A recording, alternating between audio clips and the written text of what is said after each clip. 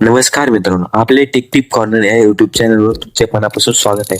आजच्या व्हिडिओमध्ये आपण शेतकऱ्यासाठी एक मोठी आणि महत्वाची बातमी समजून घेणार आहोत. राज्यात लाखो शेतकऱ्यांच्या कर्जमाफीचा मोठा निर्णय घेण्यासाठी शासन स्तरावर जोरदार तयारी सुरू असल्याची माहिती समोर येत आहे. या व्हिडिओमध्ये आपण जाणून घेणार आहोत कर्जमाफी नेमकी कुणाला मिळणार, किती रक्कम माफ होणार, कोणते शेतकरी पात्र असतील, अर्ज कसा करावा, कर्जमाफीची अंमलबजावणी कधी होईल, जी आर कधी येईल. मित्रांनो, गेल्या काही वर्षापासून शेतकऱ्याची परिस्थिती खूप कठीण झाली आहे. मुख्य काढणे आणि अनियमित पाऊस, दुष्काळ पडत आहे. 2025 मध्ये अतिवृष्टी झाली, दुष्काळ पडत आहे.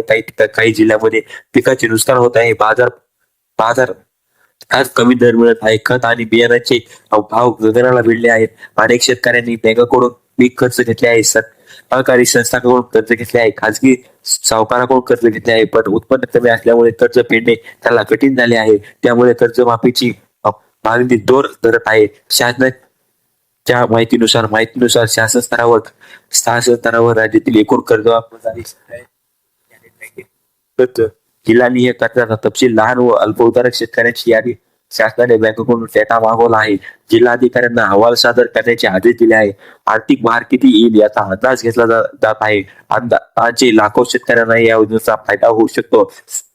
यामध्ये संभाव्य माहितीप्रमाणे पीक कर्ज, क्रॉप लॉन, अल्पमुदत पीक कर्ज, सहकारी बँकेत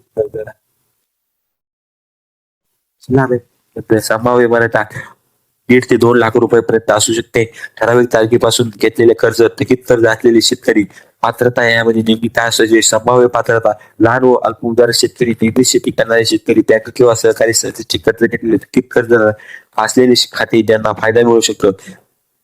2 हेक्टर जमीन असलेले शेतकरी, नैसर्गिक आपत्ती शेतकरी आणि आर्थिकदृष्ट्या दुर्बल शेतकरी असे. अर्ज कसा करावा लागेल यासाठी साधारणपणे कर्जमाफी योजना 2 प्रकारे लागू होते. स्वयंचलित ऑटोमॅटिक बँकेच्या डेटा आधारित शेतकऱ्यांना अर्ज करावा लागतो आणि दुसरा अर्ज आवश्यक. जर अर्ज आवश्यक असेल तर बँक पासबुक, आधार कार्ड, 7/12/8, मोबाईल नंबर, अर्ज ग्रामपंचायत CC ऑनलाईन पोर्टलवर. कर्जमाफी कधी लागू होईल? सध्या प्रस्ताव तयार करण्याचे काम सुरू झाले आहे. अर्थ विभागाकडून मंजुरी आवश्यकता आहे. कॅबिनेट बैठकीनंतर अंतिम निर्णय होईल. याचा निर्णय आपल्याला उन्हाळ्या अधिवेशनामध्ये होण्याची दाट शक्यता आहे.